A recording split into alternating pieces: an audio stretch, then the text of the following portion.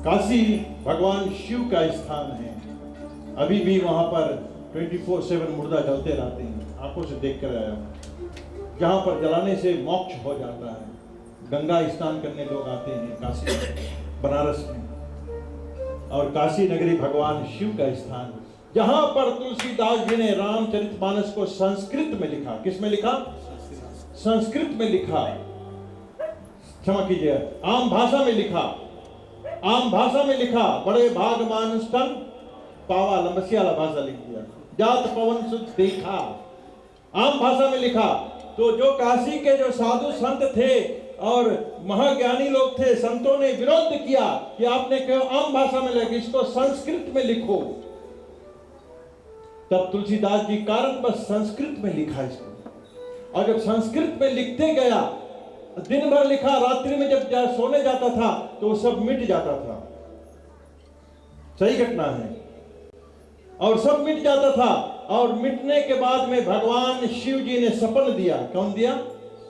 भगवान शिव जी ने सपन दिया कि तुलसीदास जिस भाषा में आप लिख रहे थे उसी आम भाषा में रामायण को लिखिएगा, ताकि कलयुग के लोग पढ़ें, सुने और समझें और इसका चौपाई को बोलें। तब फिर तुलसीदास जी ने इसको रचना संस्कृत नहीं अपितु सरल भाषा में जब लिखा, तब सब संतों ने फिर क्यों लिख रहा है, और रामचरितमानस 7 सोपान लिखा। कितना लिखा? 7 कांड। 7 कांड लिख दिया और कहा कि तुम्हारा ग्रंथ अगर इतना पवित्र है तो हम लोग इसको देखेंगे आपका ग्रंथ कहां जाता है। और तुलसीदास बनारस में, काशी में सबसे नीचे रामायण रखा गया, ऊपर 4 वेद, 6 शास्त्र, 18 पुराण रखा गया। और जैसे रखा गया और मंदिर का पट को बंद कर दिया गया, और जब मंदिर का पट को बंद किया गया, तब तुलसीदास जी ने अब भगवान का स्मरण करने लगा। राखो लाज हमारी, हमारी लाज राखो। और जैसे ही सुबह पट मंदिर का खुला, वैसे देखा गया जो रामचरितमानस तुलसीदास जी ने लिखा, वो 4 वेद नीचे और रामायण सबसे ऊपर, सबसे ऊपर।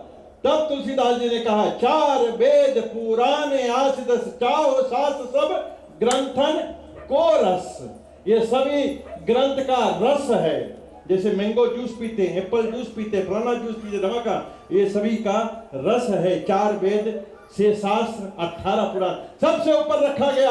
और सभी ने फिर वहां से रामचरितमानस का निर्माण हुआ।